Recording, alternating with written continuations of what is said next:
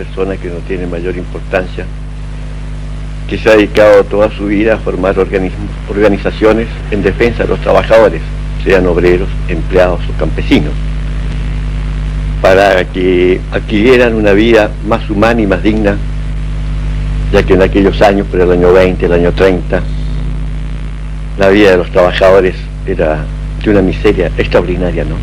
Abandonados de todos. Esa historia tiene como 50 años. Empezó por ahí, por la Casa del Pueblo. Sí, nosotros el año 22 por allí fundamos una Casa del Pueblo en el barrio La Vega, que era para dar cursos artesanales y de instrucción también de tipo social, ¿no? Pero como se entendía en aquellos años, ¿no? Todavía no se había divulgado mucho el marxismo ni otras teorías.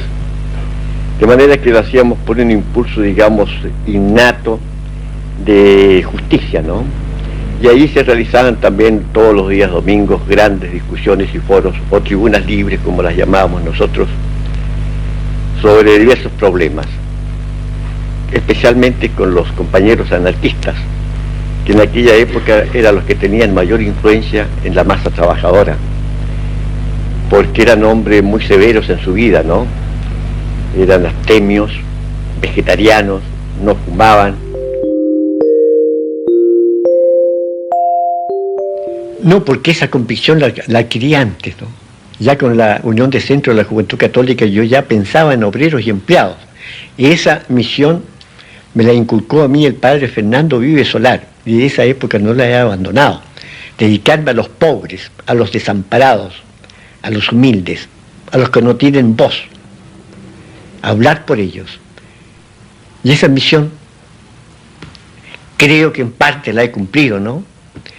Por lo menos he procurado cumplirla con toda buena fe y con toda sinceridad, sin pedir ninguna retribución en mi vida, porque nací pobre, he vivido pobre y moriré pobre.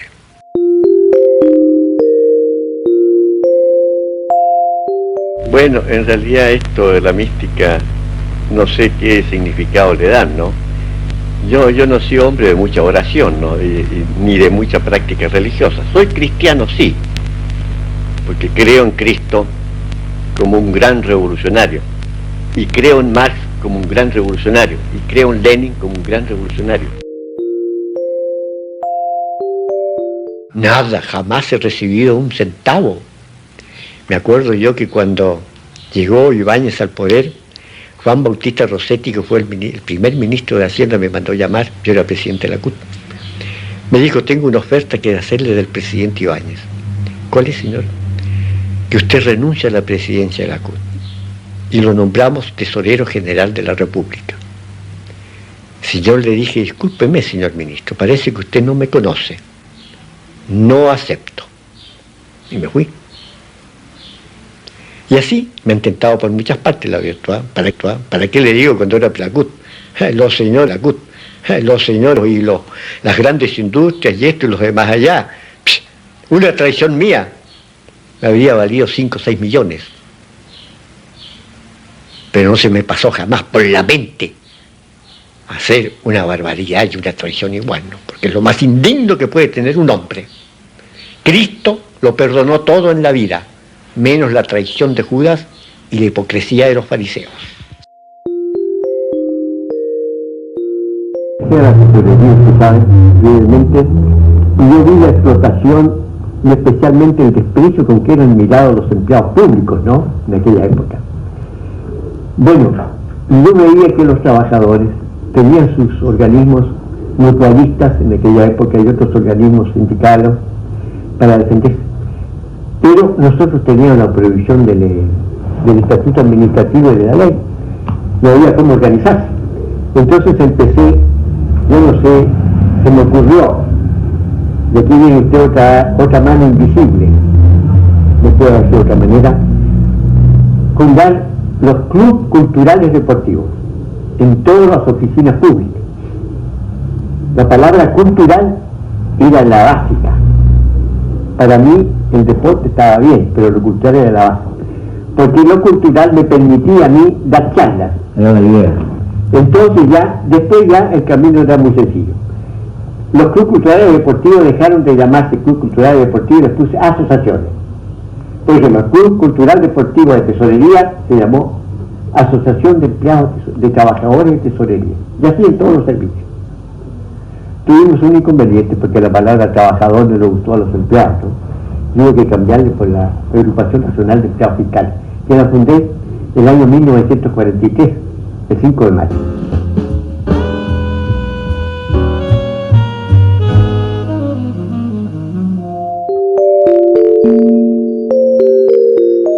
Y el 1 de mayo de 1952, yo lo llamé el 1 de mayo unitario, tal como llamamos el 1 de mayo del 78.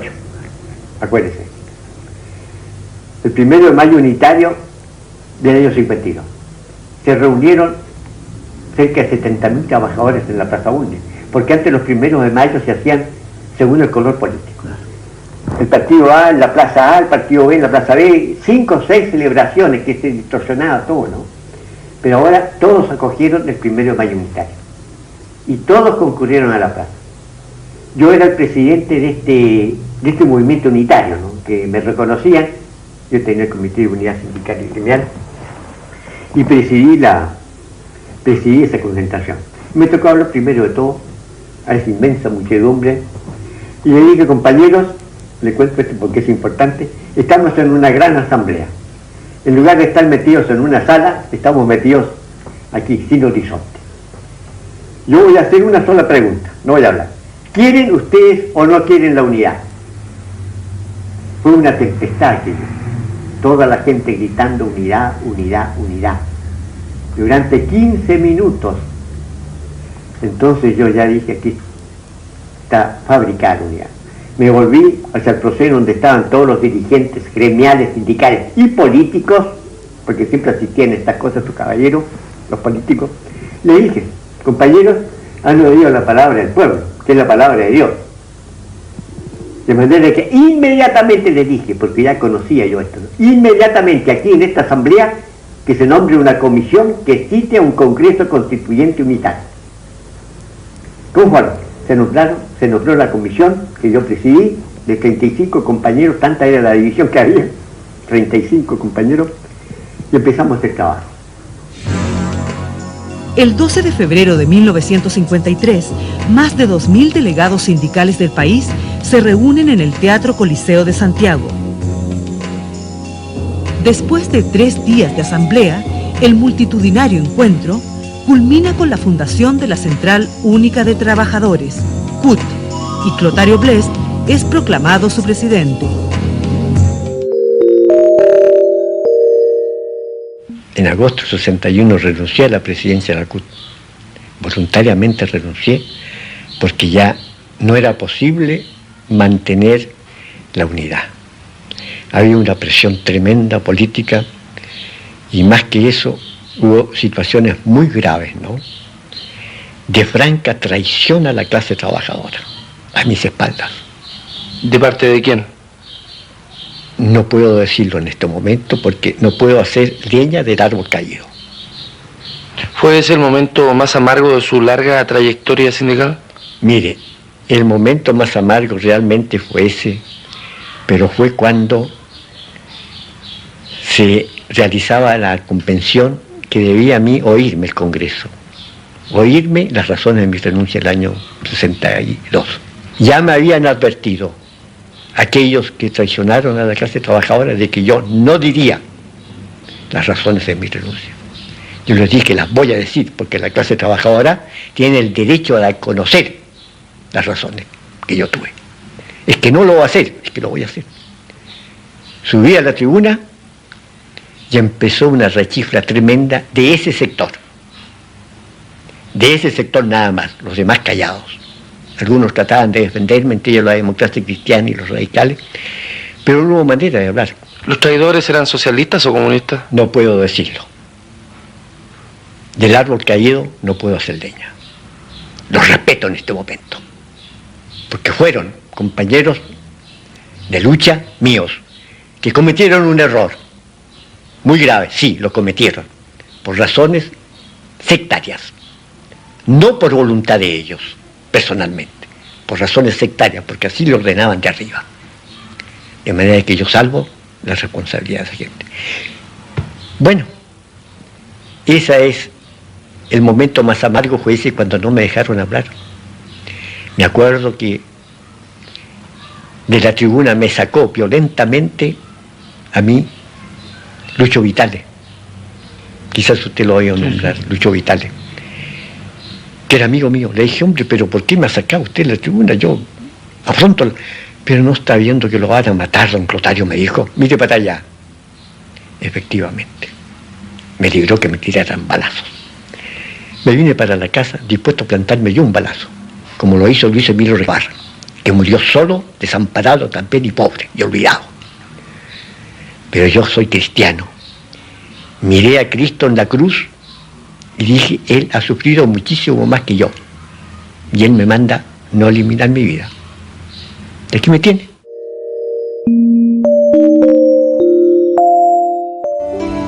Tras ser desplazado de la CUT, Clotario Blest vivirá un periodo de repliegue, pero luego retomará su interés por ejercer una crítica contestataria frente al sistema político y social. Esto lo lleva a formar el Movimiento de Fuerza Revolucionaria, que más tarde daría origen al Movimiento de Izquierda Revolucionaria, el MIR. Su bandera de lucha era la de acción directa, de no violencia activa, cercana al pensamiento del Mahatma Gandhi. Como respondiendo a una vocación de relegado, Clotario también queda fuera de este movimiento, cuando pasa a encabezarlo Miguel Enríquez. Durante el gobierno de Frei Montalva, Clotario también impugnó la política sindical y económica. Simultáneamente, ingresó al movimiento Iglesia Joven, que pretendía una renovación en la línea del Concilio Vaticano II y Medellín, y cuyo hecho más renombrado fue la toma de la catedral en 1960. A mediados de 1970, creó el Comité de Defensa de Derechos Humanos, con el fin de ayudar a víctimas de abusos por parte de las fuerzas policiales, prácticas que comenzaban a denunciarse en aquella época.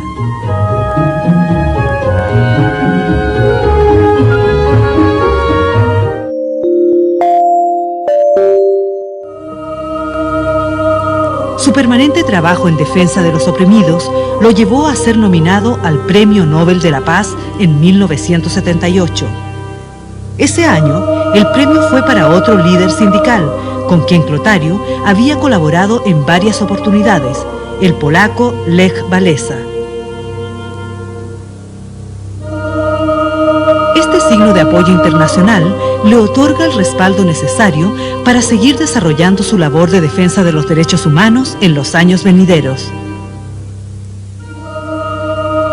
Cuando se descubrieron los hornos de Lonquén en diciembre de 1978 y realizamos una romería a los hornos mismos el 25 de febrero de 1979, en donde para llegar al lugar de los hornos teníamos que caminar más de 4 o 5 kilómetros, y lo hicimos un día en que la temperatura llegó a 35 grados y don Clotario caminó los 5 kilómetros, y recuerdo que hasta una cruz que nosotros llevábamos de madera para ponerla en el lugar de los hornos, él la cargó un buen trecho, y él quiso hacer también un homenaje a estos 15 campesinos que habían sido sepultados en esos hornos.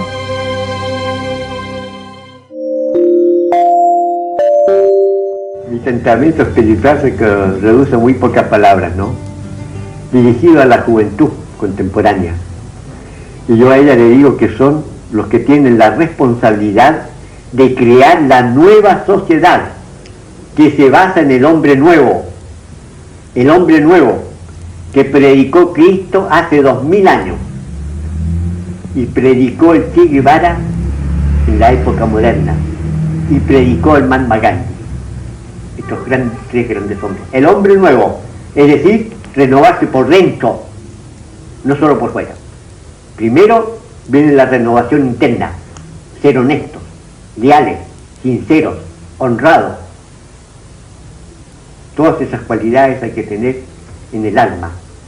Y eso trae el triunfo sin disparar un balazo. El Mahatma Gandhi, sin disparar un balazo, venció al Imperio Británico, que era dueño del mundo. Cristo, que hace 2000 años murió, venció al Imperio Romano sin disparar una flecha. Y actualmente es amado y adorado por más de 700 millones de hombres. ¿Y quién se acuerda de Nerón, de Vespasiano? ¿Quién se acuerda de ellos? Nadie. Pero ese humilde obrero que murió botado, nació botado en un pesebre, que fue siempre obrero y trabajador, lo recuerdan más de 700 millones después de 2000 años.